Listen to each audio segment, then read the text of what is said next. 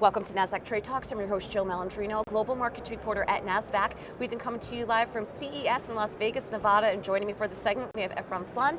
He is the Global Head of Index Research with Nasdaq Global Indexes, and we're here to understand the business's presence at CES and some of the trends that they have identified. Efram, it's great to see you as always, in New York, in Vegas, wherever we may be. Tell us about the index team and your presence here. We've had a number of Nasdaq 100 and Nasdaq listed companies on the show. So tell us why the index research team is here. Sure, yeah, thanks Jill, thanks for having me, glad to be here.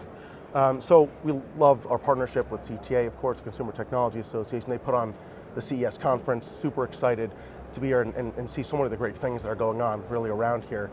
And so our couple of reasons why we're coming here. Of course, we had this wonderful panel yesterday with the Nasdaq 100, where Mark Merrick's from the research team covered, as well with Ryan McCormick of Invesco and three companies, ARM, Synopsys, and Autodesk. But beyond that, right, we're also here just to see and learn what's going on, what are the next trends we expect to see in the marketplace, and that can help us in a couple of different ways, right? It's from the research side, what are the things we can write about and talk about what's going on in the marketplace to support our existing indexes, but also, is there anything new and edgy that we should be thinking about to support potential new index and product ideas? You know, it's so interesting because Mark, Ryan, and I, we do media all the time around innovation within the index, and having covered CES for a third year, this was what was known as the EV hall, where you just like cool cars coming in and out.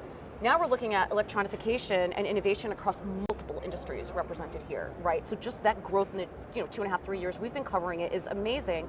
So when you're here and you're looking at the trends and listening to panels, how does that help from the perspective of innovation around index development? Yeah, it can really just help in terms of us thinking about what are the things we're seeing and hearing, right? And like a perfect example, right, with the Consumer Technology Association, we have an extensive partnership with them. There are 17 ETFs in the world globally that track our 15 indexes that we have in partnership with them with over $15.5 billion, and we continue to build off of that relationship, and some of it certainly comes from what CTA is learning and hearing about here, as well as what our team is seeing and learning about. So a lot of it, honestly, is just taking that step back and saying, what's going on? What are all these great, both public and private companies talking about? And we're able to go back and speak with the new product team and work together to try and create something. So let's take the curtain back for a minute here. What does it take to create an index? How long does it take? Right? Like how do you create an index? It really depends, right? And so Pat Wolf, who's head of new product development on the index team, and he's got a great team behind him. Right? That it again really depends what they see in the marketplace, what our clients are seeing, and so sometimes it can be really quick, right? It can be a matter of a number of weeks. Sometimes it can be well over a year. It really depends upon what we're trying to do and how we're trying to bring it to market. Especially with so many companies having a tech presence. You can be an industrial company, a consumer-facing company, and just because how AI and other emerging technologies have evolved the way that we conduct global commerce and business, effectively, everyone has a little bit of tech in there. So that's got to make it interesting when you're thinking of new thematics as you're innovating around creating differentiated indexes.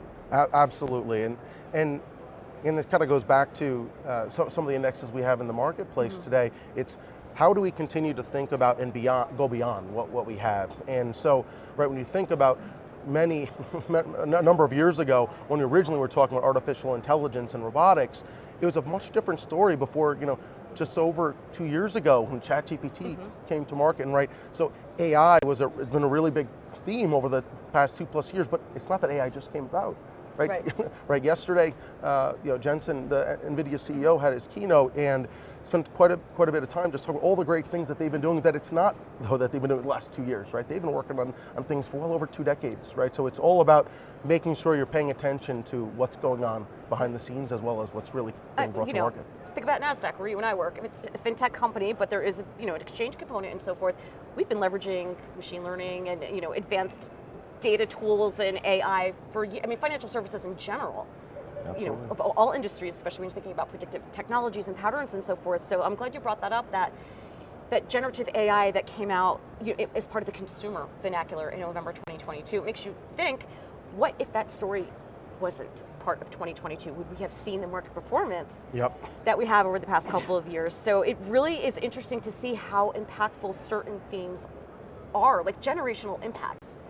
Absolutely, and what I'm super excited to see kind of the next level of AI, just again, taking a snippet of what Jensen was talking about, the kind of after generative AI, right, agentic AI Yes. is kind of the next wave, and just super excited to see how this theme continues to evolve and how it continues to impact, frankly, everyone from the personal, the professional, consumer, the enterprise, and it's going to be a really interesting ride. All right, and we are going to leverage your team's research as much as we can. Appreciate the insight, Efram. Thanks for joining us on Trade Talks, and thanks for joining me from CES. I'm Jill Malandrino, Global Market